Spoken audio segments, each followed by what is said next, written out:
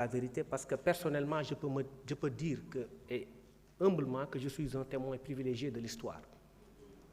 L'histoire, depuis en tout cas peut-être une dizaine d'années, et on a parlé de loi personnelle, c'est-à-dire une loi qui a été taillée sur mesure, selon l'expression consacrée par un certain nombre de députés, dont je respecte d'ailleurs la position, mais j'ai un point de vue différent. À mon avis, cette personne dont on parle n'est pas concernée par cette loi. Et ça, c'est important de le préciser. C'est pourquoi comprendre le débat, à chaque fois, nous avons Monsieur Sonko dafa éligible ou éligible. Lolo pour moi, c'est derrière nous. Et le Sénégalais doit le savoir. En mars 2024, Aïssata, je vous salue, chers consoeurs. Je voudrais juste apporter pas démenti, mais un contre-argumentaire à ce que vous avez dit, en parlant du caractère personnel de la loi. En 2024, c'est vous-même qui aviez été l'autrice de cette loi-là. Et vous dénoncez le fait que la loi présente offre les caractéristiques d'une loi personnelle, c'est-à-dire une loi taillée sur mesure pour le compte de M. Sonko. Et vous parlez même de galimatia, de confusion.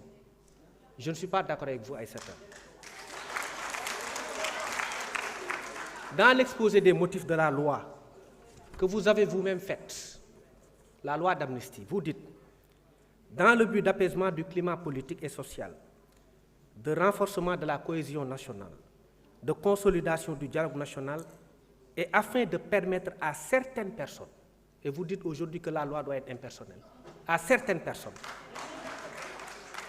qui ont eu maille à partir avec la justice de participer pleinement à la vie démocratique.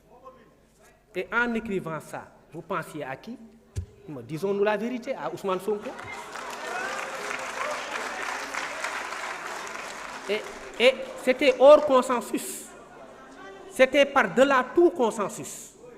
Vous l'avez fait unilatéralement, vous avez forcé les choses et vous avez fait voter la loi. Et je me rappelle qu'à l'époque, je pense que Pastef avait voté contre.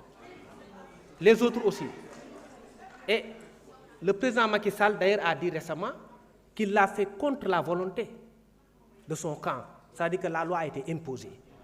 Et vous dites aujourd'hui que la loi doit procéder d'un consensus. C'est aujourd'hui que vous parlez de consensus. Mais quand même, là, il y a eu un forcing qui a permis d'ailleurs à M. Sonko, au-delà des objectifs recherchés par les législateurs sur lesquels je ne reviendrai pas, parce que ça a créé beaucoup de problèmes au Sénégal, ça a permis à certaines personnes qui étaient sous le coup d'inéligibilité de se réinscrire dans le fichier électoral. C'est à ce niveau-là que M. Ousmane Sonko a été réinscrit sur le fichier électoral. Alors,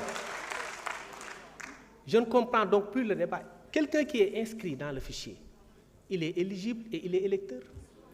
Sauf à vouloir l'enlever de nouveau. Et il faut donc une nouvelle condamnation. Ce qui n'est pas le cas. Donc pour moi, ce débat n'est pas opérant. Donc c'est une loi, à mon avis, qui n'est pas personnelle, qui ne vise pas une personne. C'est ça la vérité. Parce que quand on a déjà un fichier, la loi qui intervient après qu'il a été dans le fichier, cette loi-là est une loi qui le vise. Alors que la loi est hors de portée de cette personne-là parce qu'elle est déjà inscrite dans le fichier électoral. Donc le débat ne se pose pas. Il faut que aussi nous avancions du côté du Bari. Il faut que nous avancions. Ce qui est le problème au Sénégal, c'est la velléité de vouloir éliminer des adversaires politiques. Parce qu'il faut aussi faire attention. Il ne faut pas priver des millions ou des milliers de gens d'un choix de cœur. C'est ça qui est dangereux dans une république. C'est ce qui indi guerre yu bari. Incident ou la tragédie ñu gën a noté pendant ces dernières années, ban année la ci yan circonstances la am. Février 2021, lan moo ko indi. C'est moins les faits qui ont été dénoncés, sur lesquels je ne reviendrai pas parce que ces faits ont été anéantis, que la perception que les Sénégalais ont qu'on voulait éliminer quelqu'un. perception boobu moo tax nit ñi génn xeex te loolu warul amaat beneen bi mooy 2023 ñu ñëwaat mu am une condamnation par contumace. Condamnation bi c'est moins la condamnation que la perception que les Sénégalais ont qu'on voulait éliminer encore quelqu'un. Il y a eu combien de morts? Est-ce que nous avons le droit de replonger dans ces heures sombres de notre pays? Il nous faut avancer et enlever de nos côtes tous les scories qui permettent de maintenir des troubles ou de créer des troubles à l'ordre public. Sénégal dañu war a ñëw ñu avancer ñu fàtte yenn yi parce que de l'histoire on apprend. Mais un peuple doit savoir apprendre de son passé pour se projeter vers l'avenir. Mënuñu nekk chaque fois naan dañuy jéem a éliminer def ay calcul comme ni Guy Marius Sagna wax mel ni kuy groupe WhatsApp di rocci di dugalaat.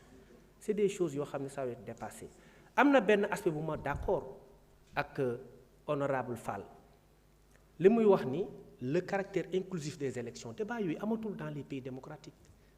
Dans les grands pays démocratiques on parle d'élections transparentes et régulières mais ay élections inclusives mais toutes les personnes qui obéissent aux conditions légales doivent participer aux élections parce que boo jëlee fu mel ni benn pàcc ci réew mi nga xam ne ay centaines de jeunes yoo xam ne dañu bëgg a voter diw dañu bëgg a voter Guy Marius Sagna nga leen Guy Marius Sagna du nekk candidat ñooñu ils ont tendance à sortir dans la rue et à exprimer d'autres modes de contestation yoo xam ne ça peut secouer la République donc loolu dañ ci war a def attention.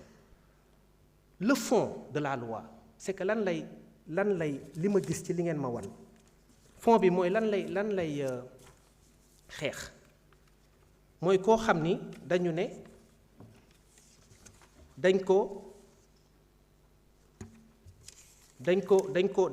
dafa def lu mel ni par exemple corruption détournement de deniers publics trafic d'influence escroquerie portant sur des deniers publics maanaam ñu jox la alalu nguur nga luubal ko blanchiment de capitaux nga luubal ko ba pare xaalis boobu ngay luubal nga ñëwaat élection jëndee ko ay moyens pour jël pouvoir bi mais kooku c'est dangereux warul jël pouvoir loolu loi bi di xeex alors que loi ancienne bi lan la doon wax ay délit de presse mooy nga toog ci meeting politique wax lu ëpp ñu ne la pendant 5 ans doo bokk ci élection mais loolu c'est trop. Par contre li am vertu ci loi bi mooy loo xam ni c'est des infractions yi lay éliminer mooy des infractions en rapport avec la gestion des deniers publics loolu day tax ñi nga xamante ne dañoo am ay positions publiques comme ñun ñii ak ñeneen dañuy gën a prudent